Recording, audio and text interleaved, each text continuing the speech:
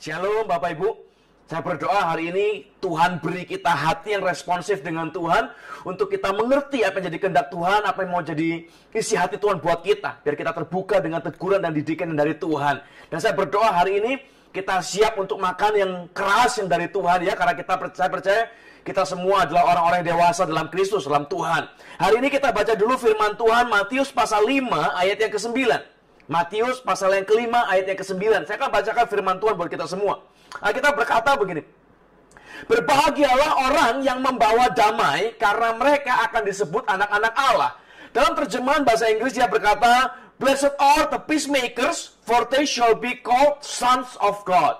Jadi Alkitab itu menulis bahwa ada orang, golongan orang tertentu yang disebut sebagai peacemakers. Orang yang menciptakan damai, yang membuat damai. Jadi di mana mereka ada, di mana orang-orang ini berada, di situ sekelilingnya mereka akan merasakan damainya Tuhan. Ada kedamaian, ada kenikmatan tersendiri. Kita senang kalau ada mereka, kita jadi sukacita waktu ada mereka. Itu namanya peacemaker. Nah, tapi Alkitab kita bukan cuma menulis hanya peacemaker. Nah, nanti kita akan belajar. Kita akan melihat hari ini, di dunia ini ternyata ada 3 macam orang. Termasuk di antara kita nih. Dan saya berdoa hari ini Tuhan beri kita hati yang lemah lembut untuk kita belajar menerima firman yang dari Tuhan. Ada 3 macam golongan orang dan kita perlu mengerti kita ini ada di golongan yang mana Bapak Ibu. Supaya kita bisa mengerti apa yang sedang Tuhan mau kerjakan. Coba baca dulu sebentar ya. Kita belajar yang pertama dulu. Kitab Amsal pasal 16 ayat yang ke-28. Amsal 16 ayat yang ke-28. Saya bacakan ya buat kita semua ya. Orang yang curang menimbulkan pertengkaran, dan seorang pemfitnah menceraikan sahabat yang karib. Kalau kita baca dalam terjemahan bahasa Indonesia, mungkin kita nggak terlalu mudah untuk menangkap apa isi dari ayat ini. Saya baca dalam terjemahan bahasa Inggrisnya ya Bapak Ibu. Dia berkata begini, Troublemakers start fights, gossips breaks up friendships.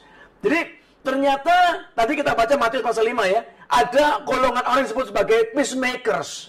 Orang yang menciptakan damai di mana dia ada.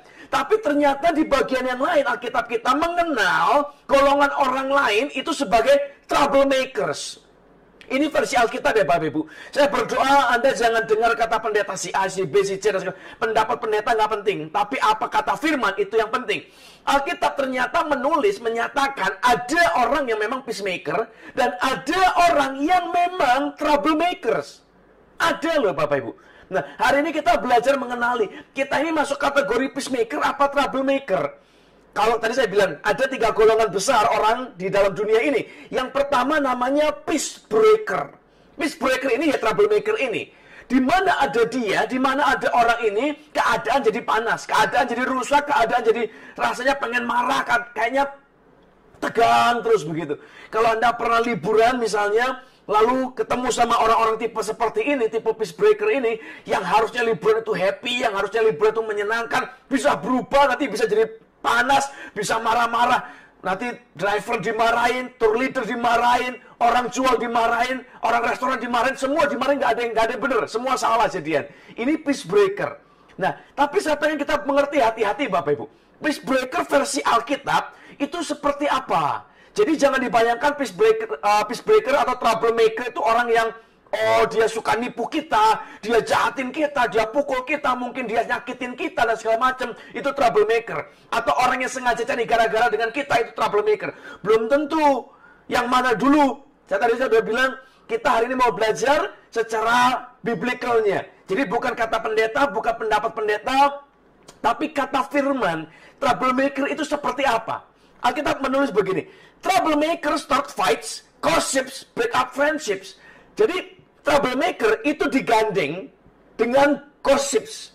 Orang yang suka ngomong, orang yang suka nyeletuk, orang yang suka ngomongin orang lain, yang suka kepoin orang lain, yang suka ngurusin orang lain, itu dibilang sebagai troublemaker Bapak Ibu.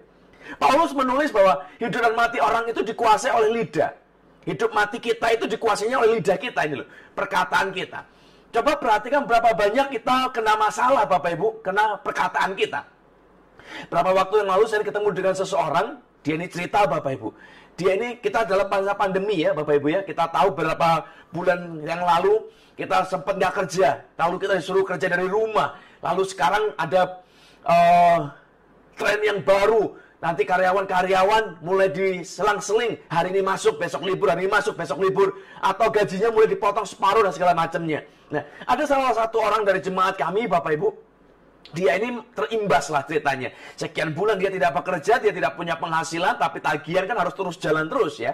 Nah, setelah sekian bulan itu, dia mulai dipanggil lagi sama kantornya. Kantornya mulai panggil, ayo kerja lagi yuk, mulai masuk lagi.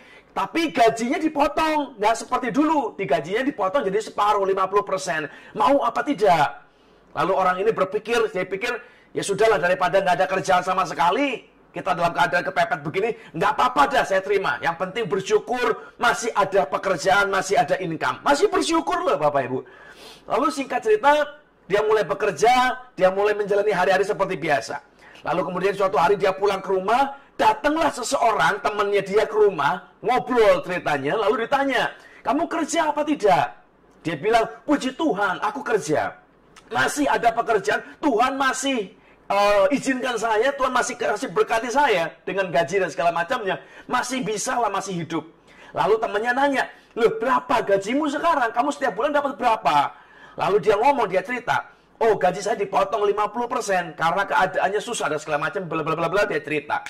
Lalu temennya itu nyeletuk Bapak Ibu, cuman ngomong, dia bilang begini, loh kok dikit sekali, apa cukupkah?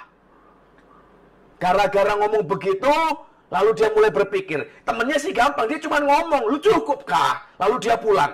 Begitu temennya pulang, orang ini mulai berpikir, yang dari awalnya dia bersyukur, dia berkata, Tuhan terima kasih karena Tuhan masih izinkan aku bekerja, Tuhan masih izinkan aku punya pekerjaan, Tuhan masih berkati hidupku. Tapi gara-gara temennya ngomong begitu, dia mulai berpikir, iya ya, nggak cukup loh kalau dipaksa-paksain. Enak perusahaannya ya, enak kantornya ya, dia dapat tenagaku, aku bekerja, aku mati-matian, tapi cuman keluarinnya gajiku cuma separuh. Ini nggak adil. Lalu dia mulai berpikir, yang dari awalnya bersyukur mulai berubah. Dia mulai kecewa, mulai pahit, kerjaannya mulai males-malesan, dia mulai nggak respect dengan bosnya dan segala macam. Sampai singkat cerita dia memutuskan, lebih baik aku resign daripada aku dipermainkan di sini. Daripada aku nggak dihargai di sini, aku mundur. Singkat cerita dia resign Bapak Ibu, dan sampai sekarang dia nggak dapat pekerjaan yang baru. Yang awalnya dia bersyukur, dia menikmati berkat Tuhan, dia masih punya penghasilan, dia masih bisa bayar uang sekolah, dia bayar listrik, bayar segala macam. Sekarang nggak bisa, nggak punya penghasilan, hidup kesusahan, setengah mati, berantem terus dengan istri, dengan anak, dengan mertua. Gara-gara ada satu orang yang suka ngomong dan nggak pikir panjang apa yang dia omong itu akan berakibat apa, nyeletuk begitu rupa, rusak.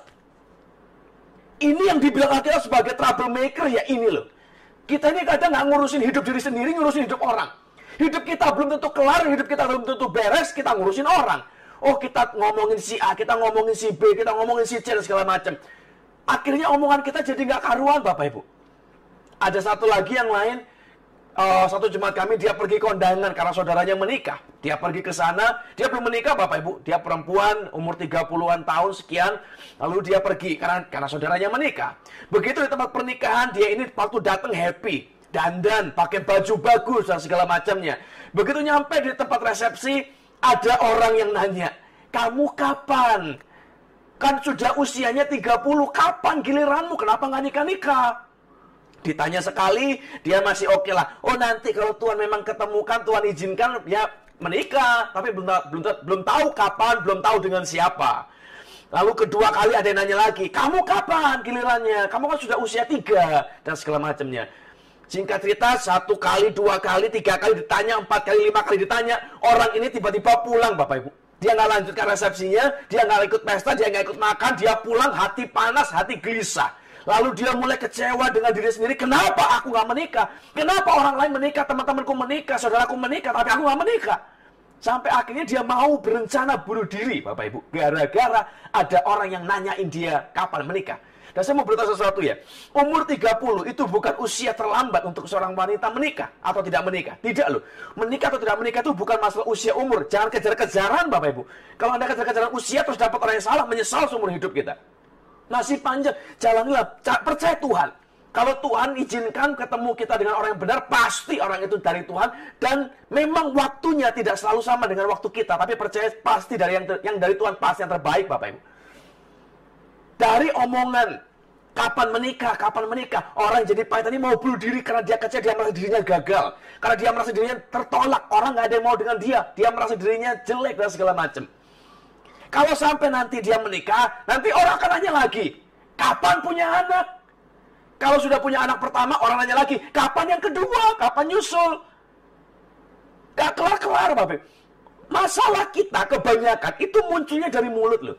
Kita nyeletuk, kena masalah.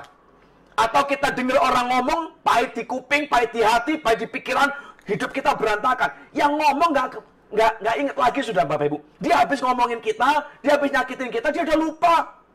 Kita yang setengah mati, kita yang ngalamin, kita yang ngerasain susahnya, kita yang ngerasain payahnya, kita yang hancur-hancuran, dianya gampang. Jadi hari ini saya berdoa, kita belajar mengenai baik-baik. Ada orang-orang tertentu dalam hidup ini, Bapak Ibu, yang dia ini adalah troublemaker. Dan saya ini ngomong dengan hati-hati, Bapak Ibu. Troublemaker bisa ada di tempat kerja kita. Partner bisnis kita bisa jadi troublemaker. Atau di gereja mungkin. Ada troublemaker? Ada. Pasti ada. Karena Alkitab menulisnya. Ada golongan orang-orang yang troublemakers. Kalau nggak ada, nggak mungkin ditulis di Alkitab. Tapi kalau ditulis di Alkitab, berarti ada. Di gereja ada troublemakers. Di keluarga kita ada troublemakers, Bapak Ibu.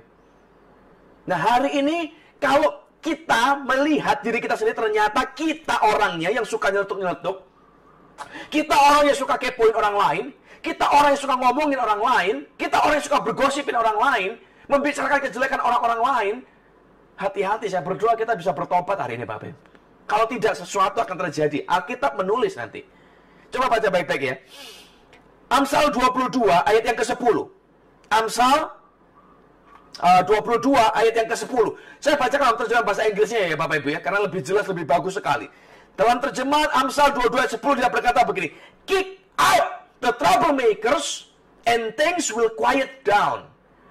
Saya ulang baik-baik ya. Kick out the troublemakers and things will quiet down.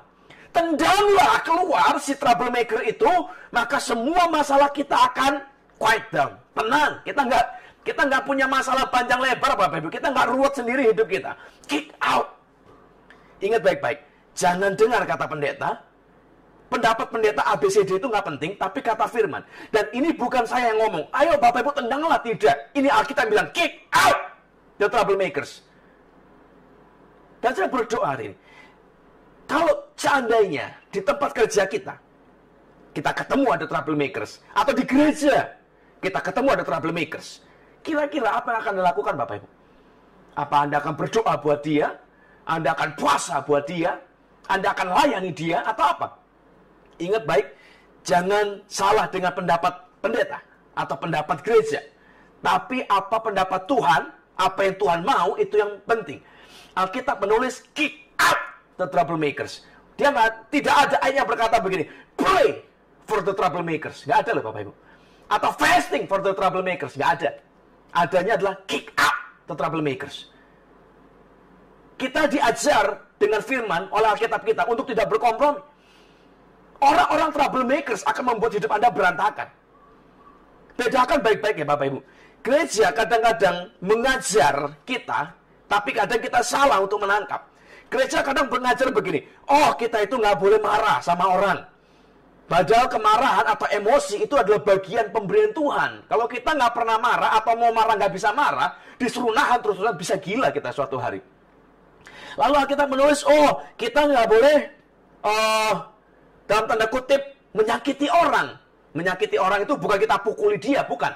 Tapi kita sikap tegas, kita kadang dibilang nggak boleh. Orang Kristen harus penuh kasih, harus ngalah, harus menerima, dianiaya juga diterima, tampar pipi kanan, terima pipi kiri. Anda jangan salah mengartikan ayat itu. Ayat itu punya konteks. Bukan kita lagi makan, diam-diam di kantin, terus digampar orang pipi kanan, kita bilang, ini lagi yang pipi kiri. Enggak loh Bapak Ibu. Ada konteksnya. Tentang pembalasan, tentang balas dendam dan segala macam. Tentang apa yang kita bisa beri buat orang, untuk membuat orang itu kenal Kristus dan segala macam. Ada konteksnya. Jadi jangan diambil mentah-mentah, ditelan, lalu kita bilang, orang Kristen nggak boleh. Walaupun disehati, walaupun disakiti, walaupun ada troublemaker, harus terus didoakan. Nggak ada ayatnya. Jadi jangan salah. Kita disuruh tegas dengan firman, dengan kebenaran. Jangan kompromi. Alkitab menulis kick out the troublemakers. Karena orang-orang troublemakers, kalau dibiarkan dalam hidup kita, akan mendatangkan kehancuran yang besar. Akan mendatangkan kerusakan yang ajaib dalam hidup kita. Kalau Anda pernah baca, ini sekilas saja ya. Kalau Anda pernah baca kisahnya Daud dan Salomo, Anda akan mendapati betapa berbeda sekali nasib rakyat, nasib Israel di tangan dua raja ini. Di tangan Raja Daud, bangsa ini tidak pernah berhenti berperang, Bapak Ibu. Dari awal Daud naik tahta sampai Daud mati, perang tidak pernah berhenti. Dan satu-satunya sepanjang sejarah Israel ada pernah terjadi perang saudara, itu di zamannya Daud. Daud dikudeta oleh anaknya sendiri Absalom, sampai istri-istri diambil, digagahi di atas soto rumah, di atas genteng rumah, semua orang bisa lihat dan segala macamnya, dipermalukan begitu rupa. Kenapa? Karena Daud itu sangat kompromi. Waktu Absalom mau berkhianat, dia mau kudeta, Alkitab menulis itu bukan terjadi dalam satu hari, Bapak Ibu. Itu terjadi selama 4 tahun sebelumnya. Jadi selama 4 tahun sebelumnya, setiap hari Absalom itu berdiri di depan pintu gerbang kota, di depan pintu pengadilan, dan dia cium semua orang yang mau masuk pengadilan, dan dia berkata, Raja Daud, bapakku itu, dia tidak peduli akan perkaramu. Tapi kalau aku jadi raja, aku akan memberikan kebenaranmu, aku akan memberikan keadilan buatmu, aku akan bela perkaramu. Selama 4 tahun, Bapak Ibu, dia ngomong. Dia jelekin Daud, dia tinggikan dirinya. Apakah Daud nggak tahu? Tahu, Bapak Ibu. Karena dia melakukannya di depan umum. Dia melakukannya di depan pintu gerbang kota, di depan pintu pengadilan. Dia ngomong terang-terangan, tapi Daud tidak peduli. Daud tutup mata, Daud kompromi. Sudahlah, troublemaker. Aduh, saudara sini nggak enak lah, kita apa isi? Kan nggak sungkan ya. Udah biarinlah. Dibiarin, Bapak Ibu. Sampai suatu hari beneran kudeta. Lalu Absalom menyerbu ke istana, lalu Daud berkata, sudah kita lari saja daripada nanti ada apa-apa. Padahal hari itu Daud, tentara-tentaranya semua itu di pihak Daud. Jadi kalau perang pasti Daud menang, Bapak Ibu. Tapi dia tidak, dia memilih kabur, dia memilih lari. Dia pilih kompromi, daripada ribut, daripada ruwet, udah kita kabur sajalah. Singkat cerita, begitu Daud kabur, Absalom mengejar, ketangkep, Bapak Ibu, ketemu perang besar. Lalu lagi mau perang, Daud ngomong sama perwiranya, sama Yoab, sama panglimanya. Kalau kau ketemu dengan orang muda itu, Absalom itu, perlakukanlah dia dengan lunak karena aku. Anda bayangkan ya, ada 2 orang lagi perang, lalu yang satu nggak boleh mukul, suruh perlaku lunak. Yang kalem-kalem saja, tenang-tenang saja, jangan disakiti, karena itu Absalom, kasihan. Anda bayangkan kira-kira bagaimana? Kalau Anda lagi disuruh berantem gitu, tawuran gitu ya, sama bang sebelah misalnya, lalu saya bilang begini, yang dari BTPN tolong jangan mukul ya, tolong jangan nendang ya, jangan nyakitin musuh, kita harus penuh kasih. Anda jadi apa kira-kira pulang ntar? Bonyok semua, Bapak Ibu. Berantakanlah. Dan pada zaman sejarahnya, Anda bisa baca nanti di Alkitab, satu kali dan satu-satunya pernah terjadi seorang raja ditolak perang sama prajurit sendiri, itu Daud. Dan pertama kali seorang raja dimaki, dimarahin oleh panglimanya sendiri, itu Daud.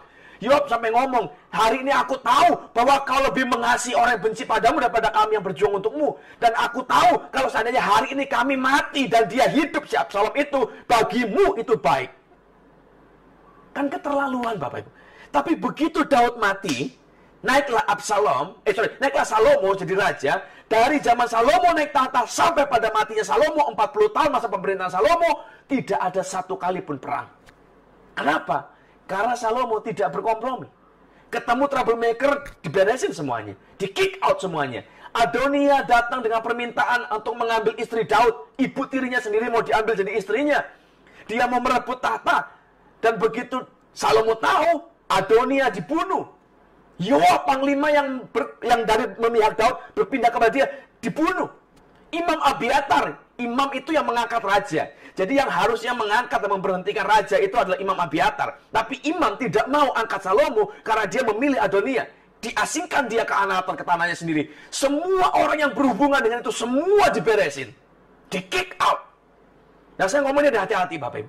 Kalau di gereja ada yang troublemaker, kick out lah. Kalau di tempat kerja troublemaker, kick out lah. Kalau yang jadi masalah ini, kalau troublemakernya suami, nggak bisa di kick out. Kalau troublemakernya istri, nggak bisa di kick out. Kalau troublemakernya orang tua, nggak bisa di kick out. Anak, nggak bisa di kick out. Dan nanti kita belajar terus ngapain kita. Tapi di luar status yang melekat dekat dengan kita, kick out. Tendanglah keluar. Karena itu yang firman Tuhan bilang ya itu. Jadi jangan berkompromi. Kick out the troublemakers and things will quiet down. Semuanya akan tenang Bapak Ibu. Semuanya akan beres. Jadi saya berdoa hari ini kita mulai bisa mengenali siapa orang-orang troublemaker dalam hidup ini. Kita mulai mengenali kalau kita yang termasuk dalamnya, kita suka ngomong, kita suka nyeletuk, bertobat hari ini. Troublemaker itu jangan Anda bayangkan begini, loh itu kan jemaat, nggak boleh diusir, nggak boleh di kick out. Belum tentu loh Bapak. Yang namanya troublemaker itu bukan jemaat. Dalam tanda kutip ya, statusnya ya. Kalau Anda baca di Alkitab, kita sering analogikan ada namanya kambing dan domba. Kambing itu yang suka nyeruduk, kambing itu yang memang nggak diomongin, itu yang Tuhan bilang yang golongan kambing masuk ke dalam penjara paling dalam di mana ada ratapan dan gertak gigi. Itu kambing. Tapi ada domba. Nah, di gereja atau tempat kerja kita atau di kantor kita, di pelayanan kita misalnya, kadang ada kalangan domba yang sedang sakit dengan masalahnya, dengan kehidupannya, yang sedang terluka. Domba yang terluka, domba yang sakit, domba yang stres, domba yang depresi mungkin, domba yang sedang butuh pertolongan ada. Tapi ada juga kambing yang nggak bisa diapa-apain, memang tujuannya salah. Dia datang ke gereja bukan untuk cari kebenaran, dia datang ke gereja untuk cari yang lain. Dia cari pembenaran buat dirinya sendiri. Ada orang yang datang ke tempat kerja bukan untuk bekerja, namanya kita kerja itu adalah memberikan bagian hidup kita untuk perusahaan kita, untuk kantor kita, untuk memberi sumbangsi kita supaya perusahaan maju, supaya pekerjaan kita bisa diberkati, dan kita dapat impact in return, dapat hasil, dapat upah, dapat gaji, dapat bagian untuk kehidupan kita. Ada orang-orang, tapi kalau kambing, ada orang yang memang tidak. Dia datang ke tempat kerja untuk ngusir, untuk merusak, untuk habis-habisan. Ada. Untuk ngambil, untuk korupsi, ada Bapak Ibu. Lah terus yang membedakan dari mana? Golongan kambing itu adalah golongan yang tidak bisa dikasih tahu.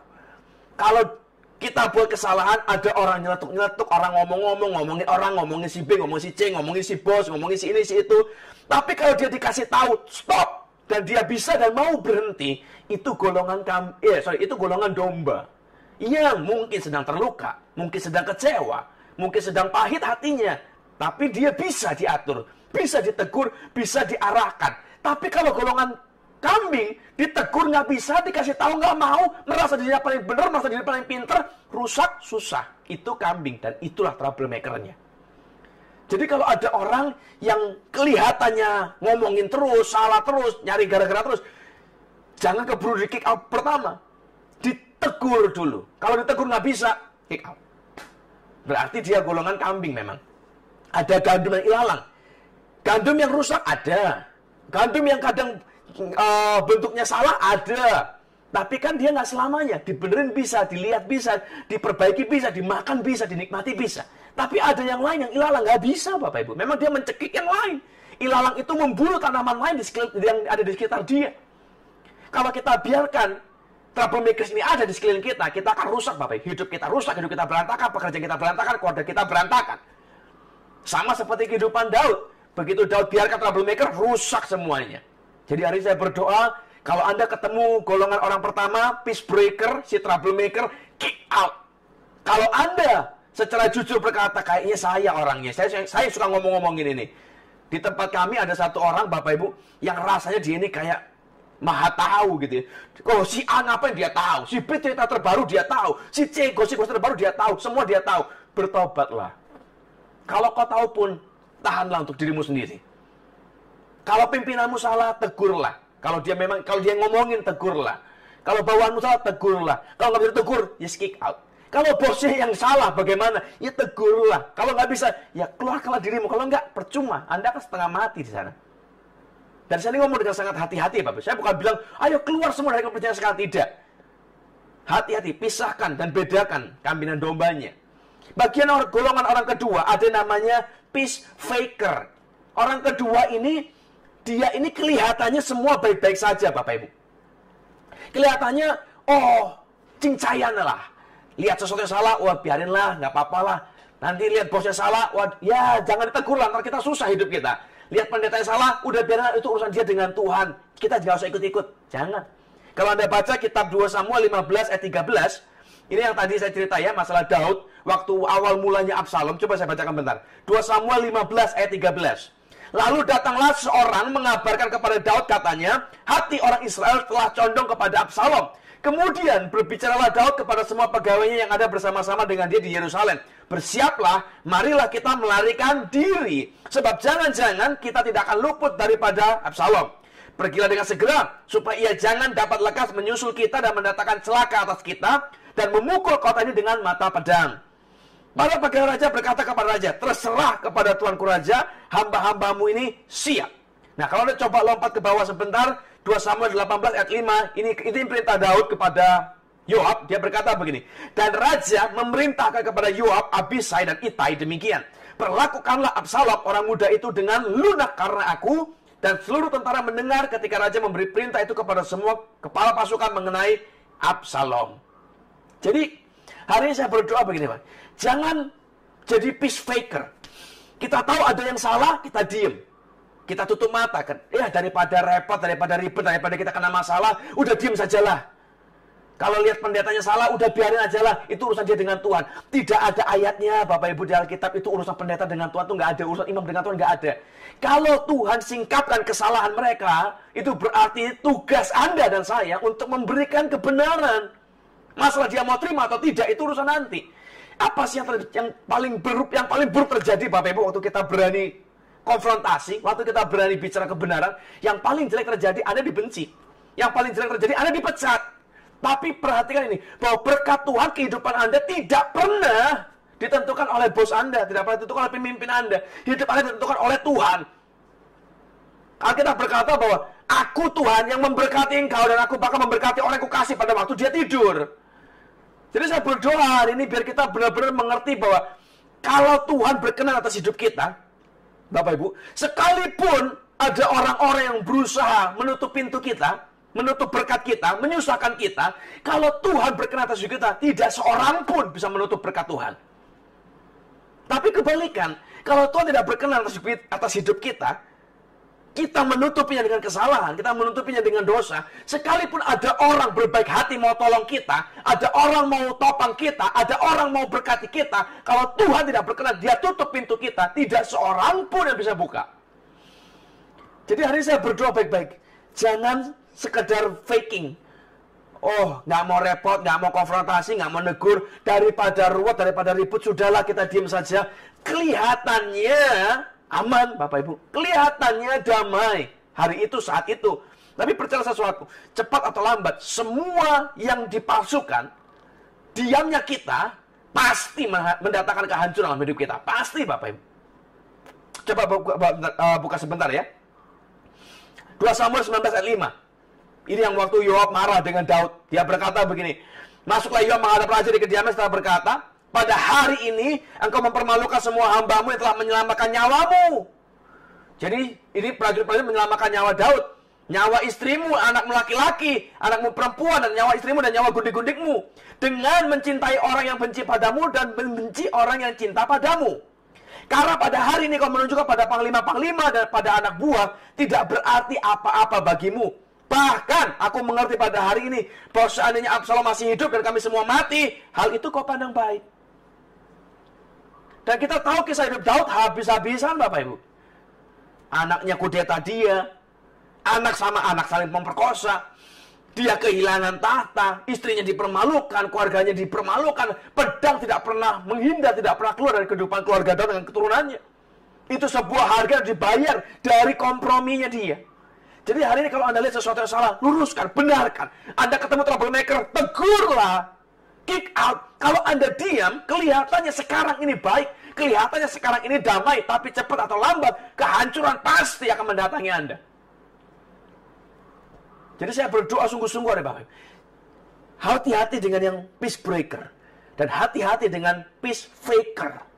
Sampai kita ketemu orang ketiga, namanya peace makers. Orang yang membuat damai. Bukan orang yang membawa damai. Sangat berbeda, Bapak. Orang yang membuat, itu berarti dalam keadaan seperti apapun, tidak peduli situasinya, atau keadaannya, atau kondisinya, dia membuat damai, dia producing. Di mana ada dia, ya inilah hasilnya. Produknya adalah peace, damai itu. Coba baca bentar ya. Waktu Alkitab menulis, "Blessed are the peacemaker, for they shall be called sons of God." Ada orang-orang yang disebut sebagai anak-anak Allah, itulah yang namanya peacemaker. Nah, peacemaker ini, kalau ditanya, Bapak Ibu, kira-kira Anda itu masuk golongan yang mana? Peacebreaker, peacefaker, atau peacemakers? Yang mana? Kadang kita suka ngomong, oh saya mah yang maker Pak. Saya yang peacemaker, saya baik orangnya, saya nggak pernah jahatin orang. Oh, kalau orang baik sama saya baik banget sama dia. Tapi biasanya ada embel-embel. Tapi kalau orang jahat sama saya lebih jahat lagi sama dia. Itu namanya jahat, Pak. Itu namanya jahat, Bu. Peacemakers itu bukan perasaan. Bukan rasanya saya baik, rasanya saya nggak buat jahat. Bukan. Tapi kembali lagi, kata pendeta, kata orang itu nggak penting, pendapat kita. Tapi apa kata Tuhan itu penting. Salah satu standarnya, orang yang dibilang sebagai peacemakers, shall be called sons of God, disebut anak-anak Allah, itu adalah orang yang fokus pada problemnya, bukan pada personnya. Jadi kalau ada masalah, yang dilihat itu bukan orangnya. Jadi kalau nanti Anda misalnya pulang ke rumah, ketemu suami atau ketemu istri, lalu hitung-hitungan ada tagihan, duitnya nggak cukup. Lalu kalau Anda berkata, oh ini gara-gara kamu kerjanya nggak beres, kamu males. Kalau kita bilang kamu, orang, kita ini troublemaker Bapak Ibu. Kita cari gara-gara, mulut kita menyerang orang. Kalau mau jadi peacemaker, salah satu cirinya lebih begini. Kita tidak fokus dengan personnya. Kita nggak nyalain orangnya. Kita fokus pada problemnya. Kalau problemnya adalah kurang duit, jangan nyalain pasangannya, jangan nyalain orangnya. Ayo kita cari bagaimana caranya sekarang. Itu peacemaker. Problemnya ini adalah sumbernya dan kita harus mengerti. Coba perhatikan baik-baik ya. 2 Samuel pasal 12 ayat 7. 2 Samuel pasal 12 ayat yang ke-7. Ini kisah Daud waktu ditegur oleh Nathan. Kita berkata begini. Kemudian berkatalah Nathan pada Daud, engkaulah orang itu. Demikian firman Tuhan Allah Israel. Aku yang mengurapi engkau menjadi raja atas Israel, dan aku yang melepaskan engkau dari tangan Saul. Telah kuberikan isi rumah tuanmu kepadamu, dan istri-istri tuanmu dalam pangkuanmu. Aku telah memberikan kepadamu kaum Israel dan Yehuda. Seandainya itu belum cukup, tentu ku tambah lagi ini dan itu padamu. Mengapa kau menghina Tuhan dengan melakukan apa yang jahat di matanya? Uria orang Het itu kau biarkan tewas oleh pedang. Istrinya kau ambil dari istrimu, dan dia sendiri telah kau biarkan dibunuh oleh pedang Bani Amon. Oleh sebab itu pedang tidak akan menyingkir dari keturunanmu sampai selamanya, karena engkau telah menghina aku dan mengambil istri Uria orang Het itu untuk menjadi istrimu. Dan beginilah firman Tuhan, bahwasanya malapetaka akan kutimpakan ke atasmu, yang datang dari kaum keluargamu sendiri. Aku akan mengambil istri-istrimu di depan matamu dan memberikannya kepada orang lain. Orang itu akan tidur dengan istri-istrimu di siang hari. Ini Absalom, Bapak Ibu. Sebab engkau telah melakukannya dengan sembunyi, tetapi aku akan melakukan hal itu di depan seluruh Israel secara terang-terangan. Perhatikan ya, Daud berbuat salah. Dia bunuh Uria, dia ambil Betsheba. Itu dosanya, itu masalahnya, itu problemnya. Lalu datanglah Nathan menegur Daud. Waktu ditegur, Daud nggak bilang begini, ya kamu sih kenapa nggak ngomong dari awal? Kenapa nggak ngingetin dari awal? Oh dia sih, itu yang penjaga genteng, kenapa nggak nutup waktu tahu ada orang mandi? Oh salahnya si Betsheba dong, kenapa dia mandi? Kenapa dia nggak lihat? Dia nggak salahin orang Bapak Ibu. Dia nggak blaming orang. Tapi yang dilakukan ini, ayat 13 dia berkata, lalu berkatalah Daud pada Nathan, aku sudah berdosa kepada Tuhan. Dia bilang, Tuhan, betul yang kau bilang, aku salah, aku berdosa. Dia nggak blaming others Bapak Ibu. Ini peacemakers. Kenapa Tuhan ngomong Alkitab menulis, aku telah mendapatkan Daud bin Isai, seorang yang berkenan di hatiku, padahal Daud itu tidak sempurna. Daud itu melakukan berdosa-dosa besar.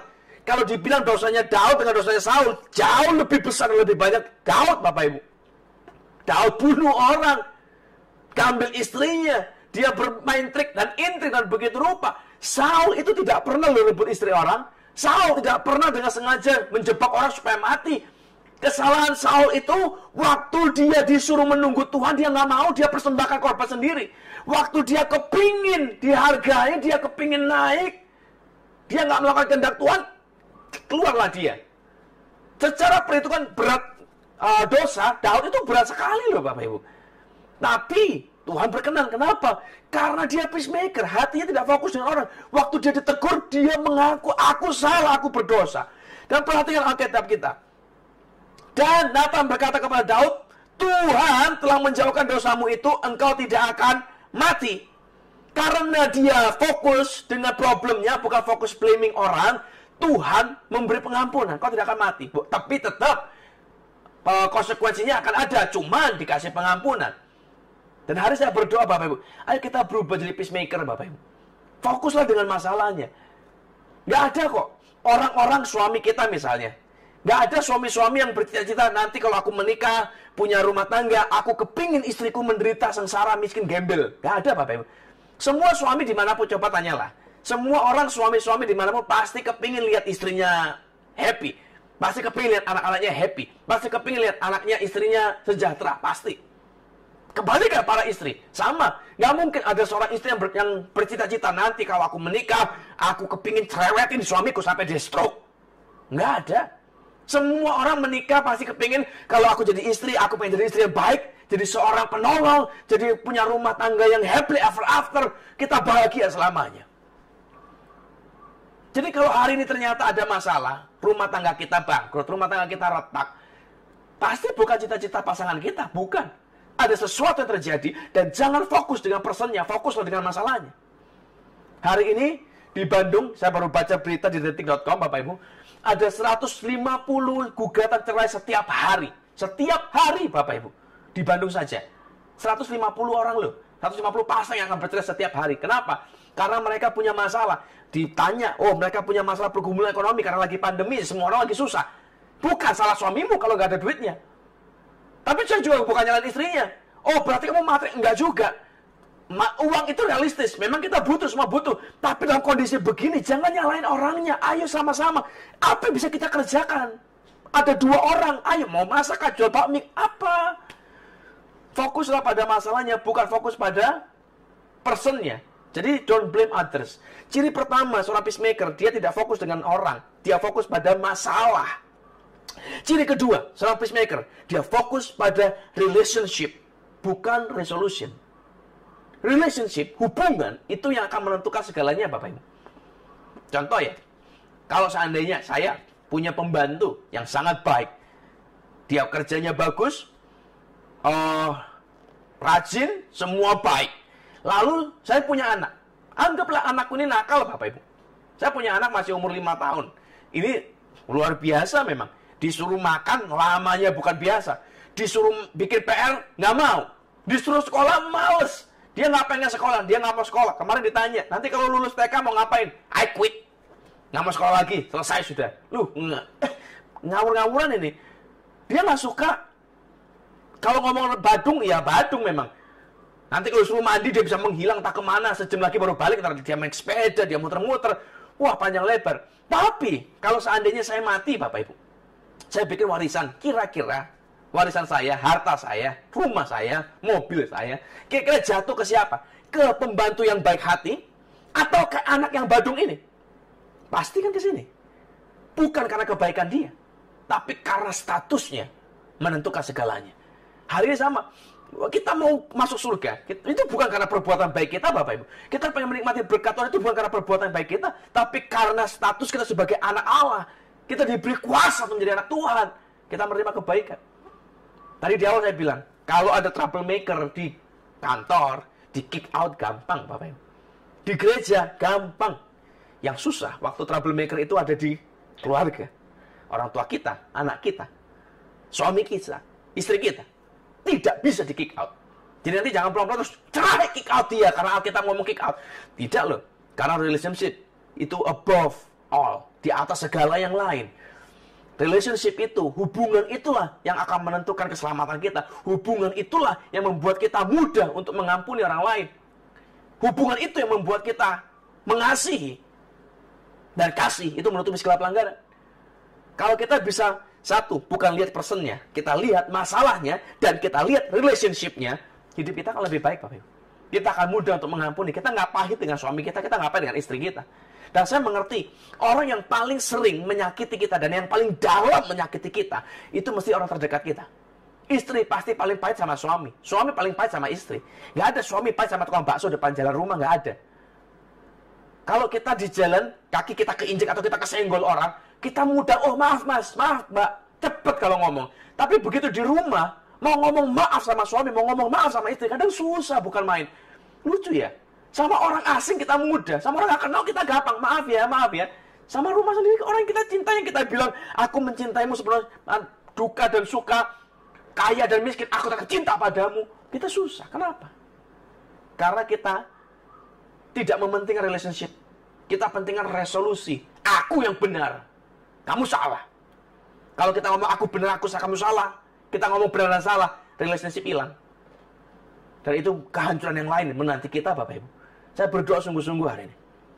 Fokusnya adalah problem. Bukan personnya, bukan pelakunya, bukan orangnya. Yang kedua, fokusnya adalah resolusi. Relationship, bukan resolusi. Hubungan. Waktu kita bisa berhubungan dengan benar, kita bisa melihat orang yang ditaruh Tuhan di tengah-tengah kita, suami kita adalah bagian dari rencana Tuhan, istri kita adalah bagian dari rencana Tuhan, kita akan mudah mengerti dan mudah mengampuni. Terakhir ya Bapak Ibu, waktu Alkitab menulis kasih, kita tahu juga ada slogan, ada pepatah berkata love never fails. Betul, love never fails. Tapi yang namanya love never fails itu bukan berarti kasih itu cuman aku cinta lalu selesai. Tidak. Kasih dalam bahasa Ibrani, yang ditulis di Alkitab sebagai love never fails, kasih dalam bahasa Ibrani itu adalah ahava. Ahava itu termasuk dalam kategori kata kerja, bukan kata sifat.